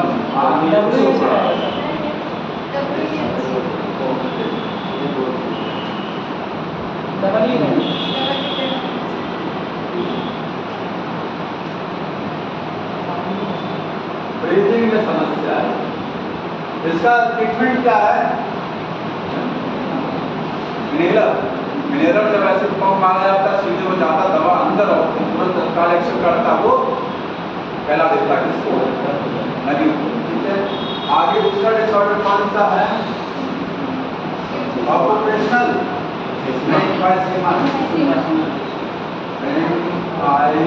एम्फाइसीमा होता है सिगरेट स्मोकिंग से, सिगरेट स्मोकिंग होता है क्या, सिगरेट जो लोग स्मोक करते हैं, समस्या ये आती है कि उनकी जो फेफड़ा होता है, फेफड़े में जो एल्कोहली होती है, जब गर्म हवा जाती है, ठीक है, तो क्या करती है, एल्कोहली सिकुड़ जाती है। देखो, एल्कोहली की बॉल क्या कर जाती है, सील कर जाती है, सिकुड़ जाएगी, और सिकुड़ने से सरफेस एरिया क्या हो जाता है, घट जाता है। पॉलीथीन को हीट करके सिकुड़ जाएगा, छोटा हो जाएगा, सरफेस एरिया और सरफेस एरिया जब घट जाता है तो ऑक्सीजन जो बाहर से आप सांस खींचते हैं वो ऑक्सीजन आपके ब्लड में नहीं जा पाती है पूरी तरीके से, क्योंकि जितना ज़्यादा अगर सरफेस एरिया यहाँ ज़्यादा है, यहाँ ज़्यादा ऑक्सीजन आपके ब्लड में जाएगा, लेकिन यहाँ सरफेस एरिया कम हो गया तो ऑक्सीजन कम एब्जॉर्ब होती है, कम अंदर ब्लड में जाएगी। ठीक है, तो ब्लड में ऑक्सीजन का लेवल क्या हो जाएगा, घट जाएगा। यहाँ पर क्या है, लिखा हुआ surface area of the alveoli increases, surface area of alveoli क्या हो जाएगा, डिक्रीज करता है। कैंसर भी होता है। ठीक है, अगला है, तीसरा है ऑक्यूपेशनल रेस्पिरेटरी डिसऑर्डर। जानते हैं इसको ऑक्यूपेशनल क्यों बोला जाता है, क्यों इसको ऑक्यूपेशनल बोलते हैं? ऑक्यूपेशन का मतलब होता है व्यवसाय, बिजनेस, काम धंधा। तो जो लोग काम धंधा करते हैं फैक्ट्री में जाकर के, उनमें ये समस्या होती है। जो कोई ऑक्यूपेशन करते हैं, फैक्ट्रियों में काम करते हैं जहाँ पत्थर की घिसाई होती है, कांच की घिसाई होती है, ग्राइंडिंग है, ठीक है, एस्बेस्टस रिलीज होता है, तो जहाँ पर डस्ट रिलीज होती है, ठीक है, कार्बन रिलीज होता है ज़्यादा, मतलब जहाँ ज़्यादा प्रदूषण होता है वहाँ पर काम करने वाले लोगों के लंग्स क्या हो जाते हैं, कड़े हो जाते हैं, फाइब्रस हो जाते हैं, लंग्स हार्ड हो जाते हैं। और सोचिए जब लंग्स हार्ड हो जाएगा तो आपकी बॉडी में सांस पूरी तरीके से एयर नहीं जाएगा, क्योंकि लंग्स फैलेगा ही नहीं। लंग्स जब हार्ड हो जाती हैं, फाइब्रोसिस हो जाती है, तो लंग्स फैलती नहीं, क्योंकि टाइट हो गया लंग्स, फैलेगा नहीं तो ऑक्सीजन बॉडी में नहीं फैलेगा, तो प्रॉब्लम हो जाएगा ना। रेस्पिरेटरी डिसऑर्डर होगा कि नहीं होगा? यहाँ पर बुक में जो लिखा गया है उसी को नोट कर लीजिएगा। पूछा जाता है सिलिकोसिस क्या है, तो सिलिकोसिस क्या है बताइए। सिलिका जहाँ ज़्यादा बनता है, जहाँ सिलिका रिलीज होता है इन्वायरमेंट में, वो सिलिका आपके सांस के द्वारा लंग्स कहाँ पहुँचेगा, लंग्स, और लंग्स को हार्ड कर देगा। ठीक है, यहाँ लिखेंगे फाइब्रोसिस हो जाता है, फाइब्रोसिस ऑफ लंग्स। जैसे लिवर में जब फाइब्रोसिस होती है उसके लिए टर्म यूज किया तो क्या हो जाएगा, सिरोसिस। जो लोग अल्कोहल को ड्रिंक करते हैं तो बोलते हैं लिवर फैटी हो गया, लिवर हार्ड हो गया है, वहाँ सिरोसिस होता है। ठीक है, तो फाइब्रोसिस का मतलब फाइबर्स बहुत ज़्यादा। और कौन सा आपको ये लिस्ट मतलब यहीं पर आधा घंटे में क्वेश्चन बताए मैंने क्या, आधा घंटे में क्वेश्चन, आज चैप्टर हमको फिनिश करना, आधे घंटे में आपका क्वेश्चन क्या करें, कुछ करें। एक चीज और समझ लीजिए, थोड़ा सा बहुत इंटरेस्टिंग चीज है, बहुत इंटरेस्टिंग चीज है। सवाल एक बार आया हुआ है, देखिए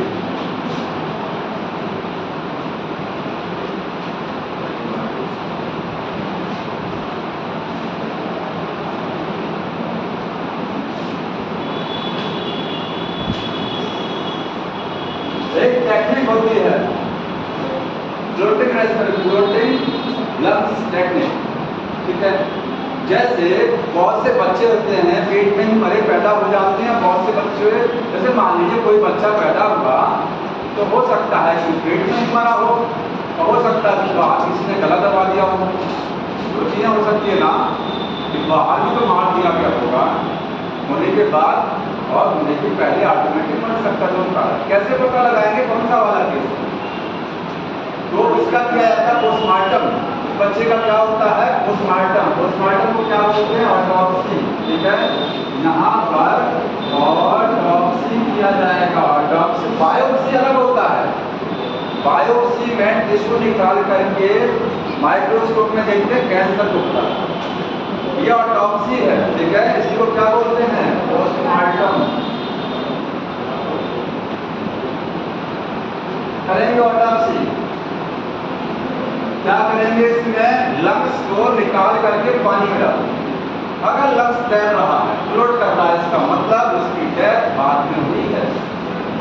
मरा गया है, बाद में मरा है किसी वजह से, चाहे अपने आप मर गया, जन्म के बाद मरा है, चाहे अपने आप मर गया, चाहे मारा गया जन्म के बाद। ठीक है, तो अगर यहाँ पर जो है लंग्स जो है वो क्या कर रहे हैं, ओवरलोड कर रहे हैं, वाटर लंग्स को बॉडी से निकाल करके पानी में डाल दिया, वाटर में फ्लोट कर रहे हैं, तो डेथ जो हुई है, डेथ है वो आफ्टर बर्थ।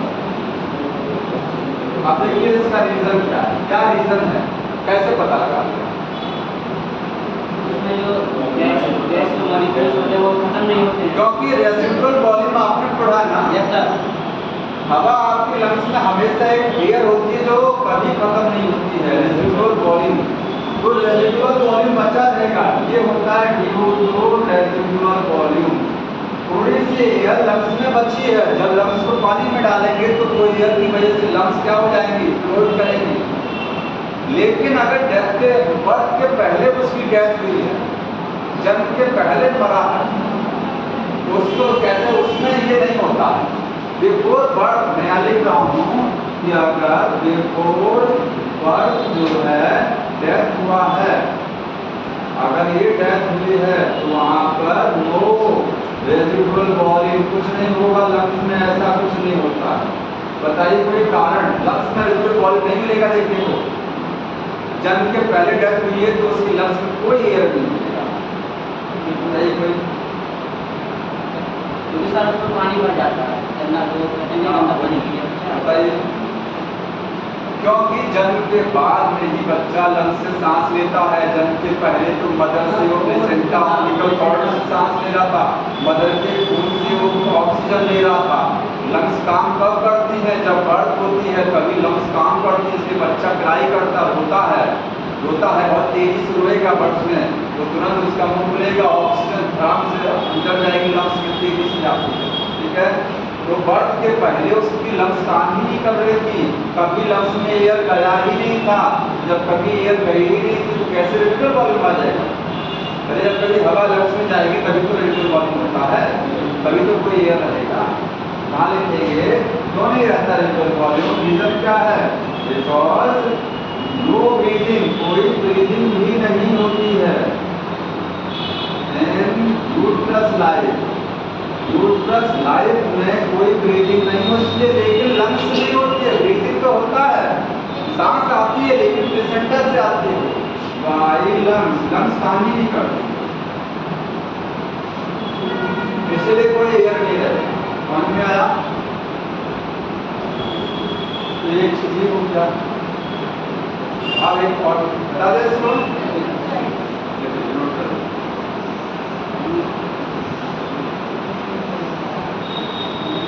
अगली बार जो चैप्टर पढ़ाया जाएगा आपको जरूर पढ़ के आइए, वो है बॉडी फ्लूइड एंड सर्कुलेशन। कौन सा वाला? हार्ट वाला, ब्लड जिसमें पढ़ना बड़ा चैप्टर है, पहले से पढ़ के आइएगा, आसानी से समझ में आ जाएगा। ठीक है, हटा दे रहे हैं इसको, हटाया। देखिए एक चीज और देखिए,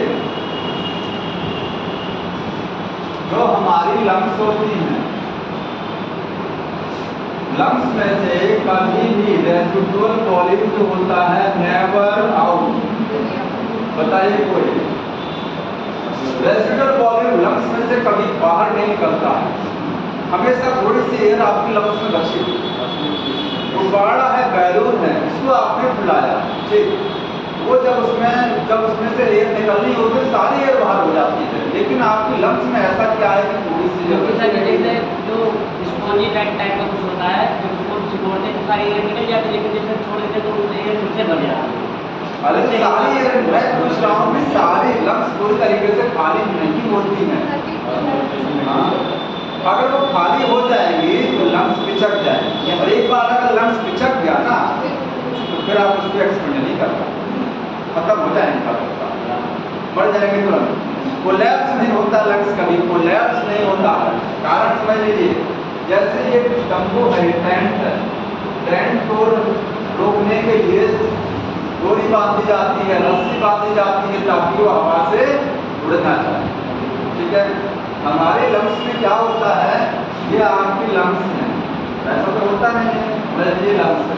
लंग्स के चारों तरफ एक मेम्ब्रेन होती है, उसको क्या बोलते हैं, प्लूरल मेम्ब्रेन। डबल मेम्ब्रेन है, जैसे हार्ट के चारों तरफ, इसके अंदर लिक्विड भरा है, लिक्विड को क्या बोलते हैं? Pleural fluid. ये है प्लूरल फ्लूइड। मेन रोल इसी का, जब बाहर से एयर आती है इन्वायरमेंट से, जब आप सांस को खींचते हैं, जब सांस को खींचते हैं तो उस समय आपकी लंग्स फैली हुई होती है, लंग्स का वॉल्यूम ज्यादा होता है, तभी तो एयर अंदर आती है। वॉल्यूम ज्यादा होता है इसका मतलब प्रेशर कम होता है। समझ रहे हैं?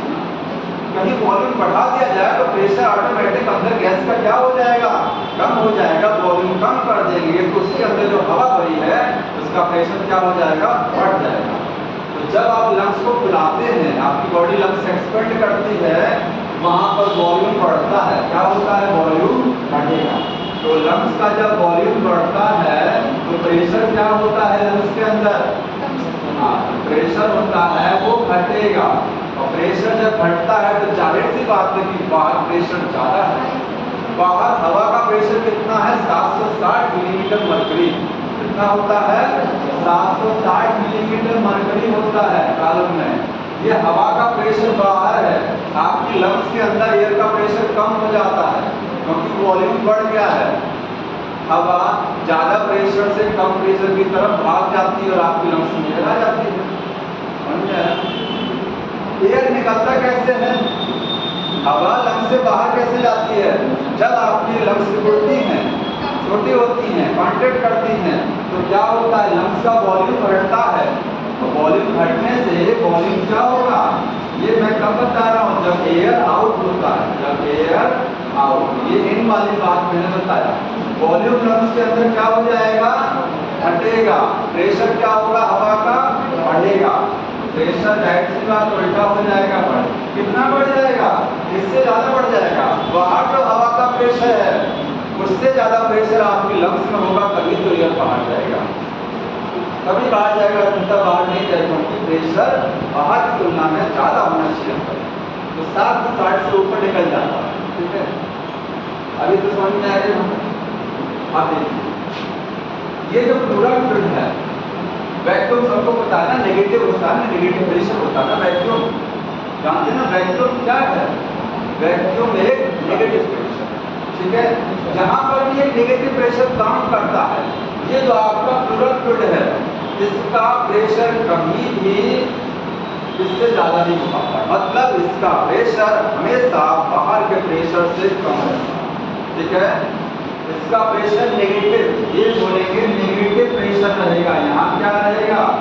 Negative pressure. नेगेटिव का मतलब ये नहीं माइनस, बाहर बाकी गैस की जितने प्रेशर है उससे प्रेशर कम रहता है। तो इसके अंदर क्या है? इसके अंदर एक तरीके से समझिए, ये प्लूरल फ्लूइड क्या है? आपकी लंग्स को खींचा हुआ है। ये लंग्स को पूरी तरीके से सिकुड़ने नहीं देता है। जैसे तंबू लगा हुआ है, अगर उसकी रस्सियों को थोड़ा सा ढीला कर देंगे तो तंबू बैठ जाएगा। ये रस्सी समझ लीजिए, प्लूरल फ्लूइड क्या है? रस्सी तरीके से है, ये खींचा हुआ है किस चीज को? लंग्स। लेकिन इतना भी नहीं खींचा है कि उसको पिचकने ना दे। लंग्स पिचकती है लेकिन बहुत ज्यादा नहीं पिचकने देता है। डोरी को उतना ज्यादा ढीला नहीं करता है कि लंग्स क्या हो जाए? लंग्स। समझ में आया? तो ये प्रेशर नेगेटिव प्रेशर को मेंटेन रखता है, जिसकी वजह से लंग्स हमारी पूरी तरीके से सिकुड़ती नहीं है। और सिकुड़ेगा नहीं तो क्या होगा? रेसिडुअल वॉल्यूम हमेशा बना। तो नोट कर लीजिएगा कि यहाँ पर इतना नोट करिएगा, बाकी सब बेकार चीज है। देखिए बाकी बकवास है।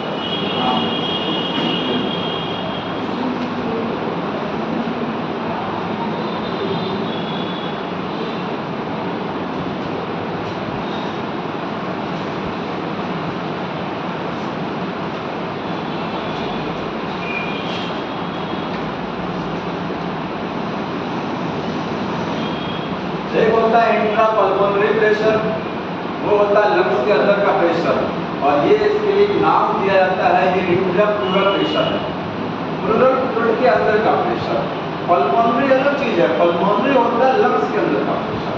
यह इंट्रा प्लूरल प्रेशर और ये है नेगेटिव प्रेशर।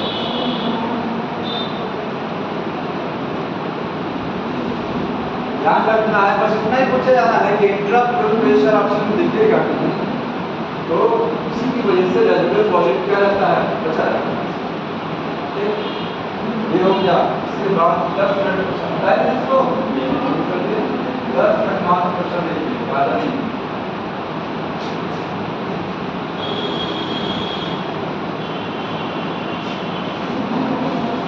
किसी को कोई क्वेश्चन पूछना हो तो बताइए, अगर किसी के पास हो तो मैं बता देता हूँ।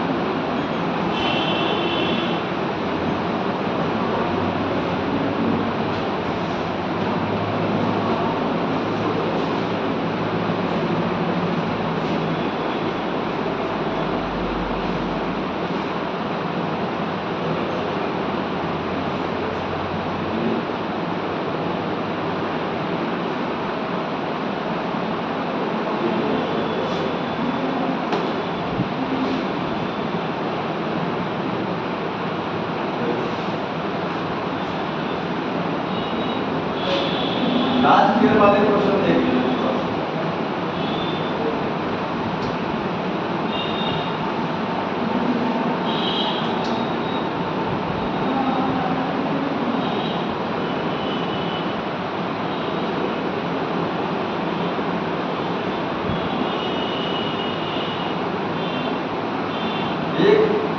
तो मैच आ रहे हैं, कोई समस्या नहीं है इसमें, बताइए किसी को। ये वाला जो बना हुआ है टाइटल बॉलिंग में, वो सब डाटा वाला है, ये रखने वाला क्वेश्चन, इसको आप सब कर रहे हैं समझने वाले। Which of the following factors are favorable for formation of oxyhemoglobin? Oxyhaemoglobin कहाँ बनता है, टिश्यू में कि लंग्स में? लंग्स में। उसको बनाने के लिए कौन कौन सी परिस्थितियाँ होनी चाहिए? अब जाहिर सी बात है कि लंग्स में ऑक्सीजन ज़्यादा होती है तो हाई और पीओ तो ज़्यादा, इसका मतलब कार्बन डाइऑक्साइड क्या है, लंग्स में CO2 कम हो, ठीक है, लो पीओ। जब कार्बन डाइऑक्साइड कम रहेगा तो जाहिर सी बात है H+ कम रहेगी, pH क्या रहेगा, ज़्यादा रहेगा, कम नहीं होगा, ठीक है, टेम्परेचर कम रहेगा। देख लीजिए, मिला लीजिए, हो जाएगा ना। मैंने सवाल ये पिछली बार बताया था, मैंने सब समझाया था, ये हो जाएगा क्वेश्चन। आगे देखिए इसको, ये अभी बताया मैंने, एम्फाइसीमा किससे होता है, सिगरेट स्मोकिंग से। एस्बेस्टोसिस क्या है, जहाँ एस्बेस्टस हवा में रिलीज होता है, एस्बेस्टोसिस ऑक्यूपेशनल रेस्पिरेटरी डिसऑर्डर, है ना।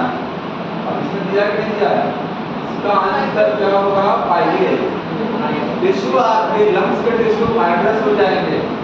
एम्फाइसीमा किससे मैच करेगा, एल्कोहली द्वारा डैमेज या respiratory surface decrease, surface area घट जाएगा एल्कोहली का। अस्थमा क्या है, difficulty breathing, inflammation of bronchus. Fibrosis क्या है, लंग का डैमेज, लंग्स बहुत ज्यादा डैमेज हो जाती है फाइब्रोसिस।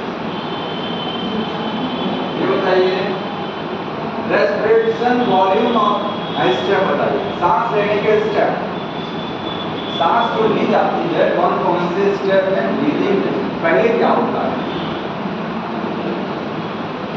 डिफ्यूजन ऑफ गैसेज है, डिफ्यूजन ऑफ गैसेज है, ट्रांसपोर्ट है, यूटिलाइजेशन है, ब्रीदिंग। नहीं, utilization of O2 by vessel metabolic reaction. आपके पास आपको खाना खाना है, पहले खाना को लेके आएगा, पहले खा ही लेंगे, पहले तो लेके आएगा, परोसेगा ना, परोसेगा का मतलब पहले आपकी बॉडी में ऑक्सीजन जाएगा, एयर जाएगा, गया एयर लंग्स में पहुंच गया, तो पहला ऑप्शन बोलिए ब्रीदिंग या पल्मोनरी वेंटिलेशन, आपकी लंग्स में वेंटिलेशन होगा, हवा आएगी पहले से।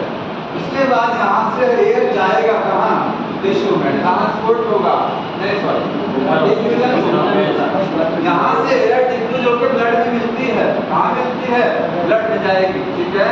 डिफ्यूजन के बाद ट्रांसपोर्ट होता है, तीसरा नंबर, और ट्रांसपोर्ट के बाद में इस ऑक्सीजन को यूटिलाइज कर दिया जाएगा, ओके। लास्ट में ऑक्सीजन बॉडी के सेल में यूटिलाइज होता है, ये हो जाएगा। ये डाटा वाला क्वेश्चन है, वो बना हुआ है, हो जाएगा, ये बताइए।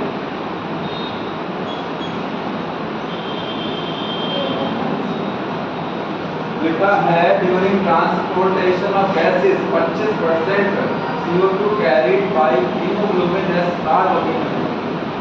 अभी बताया था मैंने, हीमोग्लोबिन के द्वारा कितनी कार्बन डाइऑक्साइड जाती है? 25% आरबीसी से जाती है, सही है ना? The binding of this related to the high CO2 and low CO2 in the body. बोल रहा है कार्बन डाइऑक्साइड जो हीमोग्लोबिन के साथ जुड़ती है, इसकी जो बाइंडिंग होती है वो किससे रिलेटेड होती है? हाई CO2, मतलब बाइंडिंग के लिए CO2 ज्यादा होना चाहिए और PO2 क्या होना चाहिए? कम। तो टिश्यू में ही होता है ना, टिश्यू में कार्बन डाइऑक्साइड ज्यादा होती है और ऑक्सीजन क्या होती है? कम होती है ब्लड में। इसीलिए टिश्यू में हीमोग्लोबिन के साथ क्या जुड़ेगा? कार्बन डाइऑक्साइड जुड़ेगा। समझ में आ रहा है? ये क्या है? कोवर्स इफेक्ट है। ये इससे रिलेटेड भी है, ये इससे संबंधित है, क्योंकि यहाँ पर भी वही बात की जा रही है कार्बन डाइऑक्साइड की ट्रांसपोर्ट की, और यहाँ पर भी वही बात। ये हो जाएगा प्लस माइनस वाला है, ये बताइए। अभी ये क्वेश्चन एक बार आया है, अभी मैंने बताया पहले एयर को इनटेक किया जाएगा, फिर डिफ्यूज होगा, फिर ट्रांसपोर्ट होगा, फिर यूटिलाइज होगा। आगे बढ़ते हैं। Under the normal physiological condition, every 100 ml of oxygen blood, आपका 100 ml ऑक्सीजनेटेड ब्लड कितना ऑक्सीजन डिलीवर करता है आपके टिश्यू में? मतलब आपके हार्ट से जो खून निकला वो कौन सा होता है? ऑक्सीजनेटेड। 100 ml खून कितना ऑक्सीजन आपके टिश्यू में पहुंचाता है? बताओ चले, बता कितना ml जाता है टिश्यू में? कितना? 100 ml की बात हो रही है, खून तो आपके अंदर 5 से 6 लीटर है। 100 ml ब्लड कितना जो है ऑक्सीजन आपकी बॉडी में पहुंचाएगा? 5 ml। 5 ml कितना ml अपने साथ लेके चलता है? 20 ml। 15 ml क्या है? आगे बढ़ा देता है। 15 ml डीऑक्सीडेटेड ब्लड में मिक्स करता है। 20 ml ऑक्सीजन यहाँ से लेके चला, 5 ml यहाँ छोड़ दिया, 15 ml अपने साथ लेके वापस लंग्स में। यहाँ आंसर क्या होगा? 5 ml।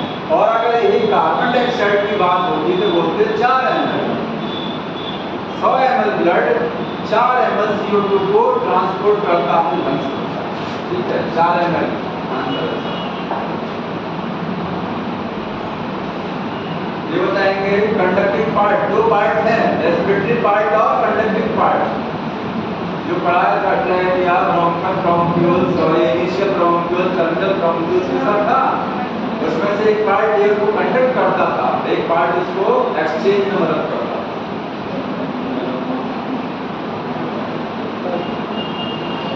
इस कंडक्टिंग पार्ट का काम क्या? किताब का पढ़ना पढ़ते नहीं है। टेम्परेचर एंड बॉडी टेम्परेचर वाला। हाँ, body temperature provide surface for diffusion. पूछा है कौन सा? नहीं होगा, नहीं तो डिफ्यूजन नहीं कराता एयर का डिफ्यूजन, क्योंकि डिफ्यूजन हो जाएगा तो वो हो जाएगा कंडक्टिंग पार्ट नहीं होंगे, उसको बोलेंगे रेस्पिरेटरी पार्ट। क्या बोलेंगे? Respiratory part. आपकी एल्कोहली इसमें आती है, एल्कोहली रेस्पिरेटरी पार्ट में। कंडक्टिंग पार्ट में ट्रैकिया, ब्रोंकस, ब्रोंकोस ये सब आता है। ये सारे है ना, ये सब दिया रूम में लाइन से दिया है।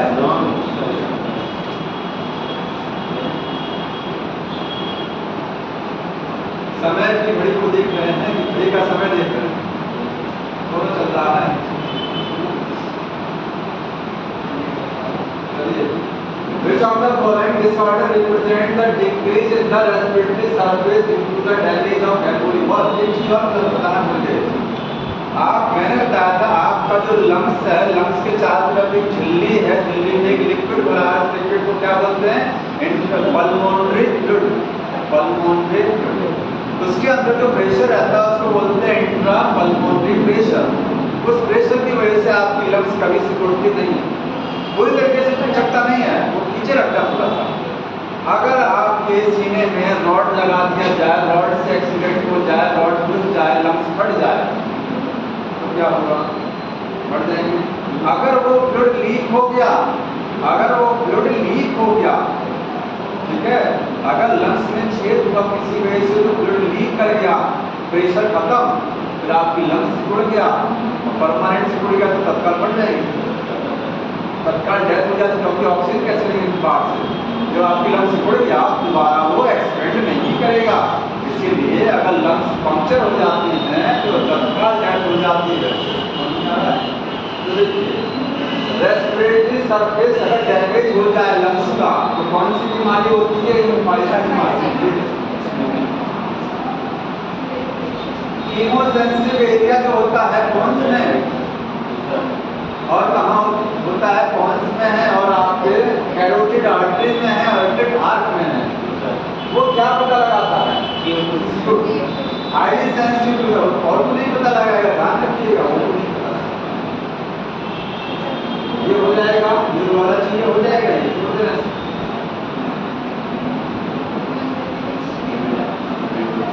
ड्यूरेशन ऑफ इंस्पायरेशन, सांस 2 मिनट में ले रहे हैं, घटा के 1 मिनट लिया है, ये कौन करता है? ये काम करता है, हाँ कौन में इंसेक्ट सेंटर भी तो है। हालांकि काम करने वाला तो मेडुला करेगा, कौन से उसको आदेश देता है, ठीक है, लेकिन चूंकि कौन से लिखा नहीं देखे, यहाँ ऐसे पकड़ेंगे आप इसको, इंसेक्ट सेंटर लिखा ना, इसीलिए कौन से ये बता सकते हैं। पूछा है एल्कोहली, एल्कोहली लंग्स में ऑक्सीजन कितना होता है? Carbon dioxide. लंग्स में जो आपके ब्लड बहता है उसमें ऑक्सीजन और CO2 का प्रेशर कितना है? CO2 जाहिर सी बात है, लंग्स में जो ब्लड आ रहा है उसमें क्या होगा? एट एल्कोहली ऑक्सीजन का पार्शियल प्रेशर क्या होगा? लंग्स में जो ब्लड है उसमें ऑक्सीजन का पार्शियल प्रेशर ज्यादा है और CO2 क्या हो जाएगी? कम। CO2 याद रखिए टिश्यू में ज्यादा बोलेंगे क्योंकि टिश्यू में लगातार कार्बन डाइऑक्साइड बन रही होती है और ऑक्सीजन हमेशा लगातार लंग्स में आ रही होती है। तो ऑक्सीजन को ज्यादा कहाँ दिखाएंगे? 104 होता है ना, 104 होता है लंग्स में ऑक्सीजन का पार्शियल प्रेशर। कार्बन डाइऑक्साइड कितना होता है? कम। और कम कितना होगा? सबसे कम 40, सबसे कम होता ही नहीं। Favourable condition required for oxy haemoglobin को बनाने के लिए कौन कौन सी परिस्थितियां बता दी हमें? ऑक्सीजन ज्यादा होना चाहिए, कार्बन डाइऑक्साइड कम, पीएच क्या होगा? ज्यादा, हाइड्रोजन आयन लेस, हाइड्रोजन कम होगा, पीएच बढ़ेगा, टेम्परेचर कम। ये कर ले जाएंगे, कोई दिक्कत नहीं है इसमें। रॉन्ग स्टेटमेंट ट्रांसपोर्ट नहीं बता सकते, क्या कह रहे हैं? ये भी हो जाएगा, बढ़ा दें इसको भी। जो लास्ट सवाल आएगा उसको बढ़ा देंगे, जब टाइम खत्म हो जाएगा तो ऐसे बढ़ा दे जाएगा, ठीक है? बताइए, रॉन्ग स्टेटमेंट बताना है। ट्रांसपोर्ट ऑफ ऑक्सीजन जो होता है गलत स्टेटमेंट। पार्शियल प्रेशर समझ में क्वेश्चन ना कि ऑक्सीजन का ट्रांसपोर्ट होता है आपकी बॉडी में, आपने पढ़ा 97% ऑक्सीजन कैसे जाती है? आरबीसी से, और 3% जाती है प्लाज्मा, ठीक है? और उसी संबंध में पार्शियल प्रेशर ऑफ CO2 बताना है गलत। Partial pressure of CO2 calendar जिसका ऑक्सीजन का हीमोग्लोबिन के साथ ऑक्सीजन को जुड़ने में कार्बन डाइऑक्साइड का पार्शियल प्रेशर कोई बाधा उत्पन्न करता कि नहीं करता? ऑक्सीजन को हीमोग्लोबिन से जोड़ने में अगर जुड़ रहा है तो क्या वहां कार्बन डाइऑक्साइड कोई बाधा उत्पन्न करता है? कोई बाधा उत्पन्न करता है? अगर कहीं कार्बन डाइऑक्साइड ज्यादा रहेगा तो क्या ऑक्सीजन का हीमोग्लोबिन से जुड़ाव हो जाएगा? नहीं हो जाएगा ना। हमारे टिश्यू में ये तो होता है, हमारे जो टिश्यू है वहाँ पर CO2 ज्यादा होती है, इसकी वजह से ऑक्सीजन हीमोग्लोबिन के साथ जुड़ता नहीं है, अलग होता है, अलग होता है ना। ऑक्सीजन हीमोग्लोबिन टूटता है कहाँ पर? जब ब्लड टिश्यू में पहुँचता है तो ऑक्सीजन को छोड़ देता है, इसके साथ जुड़ता नहीं है। जुड़ता कहाँ है? लंग्स में। क्यों जुड़ता है? क्योंकि लंग्स में CO2 कम होता है, CO2 का प्रेशर मायने रखता है। हाई H प्लस, बताइए हाई H प्लस अगर होगा तो मायने रखेगा ना, H प्लस ज्यादा है, जाहिर सी बात है CO2 जो है ऑक्सीजन के साथ हीमोग्लोबिन नहीं जुड़ेगा। जहाँ H प्लस कम होते हैं जैसे लंग्स में, ब्लड में, वहाँ जुड़ जाएगा। लो पी CO2 एट द ये हो गया बाइंडिंग हीमोग्लोबिन दूसरा क्या आ गया है लॉन्ग। पहला वाला बताइए क्या कैसे पढ़ेंगे। पहला वाला लॉन्ग है, पहला वाला पार्शियल प्रेशर यानी कि राइट है, ये राइट है। कार्बन डाइऑक्साइड का पार्शियल प्रेशर इंटरफेयर करता है सही, हाई कंसंट्रेशन ये गलत है। बताइए क्यों? जी क्यों गलत है? क्योंकि एल्कोहली में H+ ज्यादा नहीं होते हैं, एल्कोहली में H+ कम होते हैं, इसमें लिखा हाई, लिखा है ना हाई नहीं होता है, हाई तो टिश्यू में होता है, टिश्यू में जो ब्लड रहता है वहाँ CO2 ज्यादा है, जहाँ CO2 ज्यादा होती है वहाँ H+ ज्यादा मिलेंगे, ठीक है। लंग्स में CO2 ब्लड में कम रहती है, ऑक्सीजन ज्यादा रहती है, इसका मतलब लंग्स में H+ कम रहने चाहिए, ज्यादा लिखा है, एक गलत, बाकी सबसे ठीक है। पकड़ लिए हो जाएगा, ये बता दीजिए, ये तो अभी बताया मैंने। नीमोटैक्सिस एरिया कहाँ है? ऑक्सीजन डिसोसिएशन कर्व किससे संबंधित है? क्या बताया जाता है इसमें? हीमोग्लोबिन का ऑक्सीजन के साथ संबंध बताया जाता है, मतलब ये हीमोग्लोबिन से संबंधित है। हीमोग्लोबिन का ऑक्सीजन से क्या संबंध है ये हम लोग इस कर्व में पढ़ते हैं, तो हीमोग्लोबिन के साथ इसका रिलेशन है। RBC क्यों नहीं होगा आंसर में बताइए? हीमोग्लोबिन कहाँ होता है? RBC में, लेकिन RBC आंसर में नहीं होगा, क्योंकि मेन तो हीमोग्लोबिन RBC के अंदर हीमोग्लोबिन होता है। मेन किससे जुड़ता है ऑक्सीजन? हीमोग्लोबिन से, RBC से नहीं जुड़ता, ठीक है। कार्बोनिक एनाहाइड्रेज के लिए ऑक्सीजन है पहले से, अगर ये नहीं होता, अगर ये वाला ऑप्शन यहाँ नहीं होता तो और ये हीमोग्लोबिन नहीं होता तो RBC को हम मिला लेते, किससे मिलाया जा सकता था, लेकिन ये वाला है। Primary site of exchange of gases alcohol, gas का एक्सचेंज मेनली कहाँ होता है? टिश्यू में भी, लेकिन चूंकि ऑक्सीजन में केवल एक ही का लेकिन टिश्यू में नहीं होता, वो जगह होता है।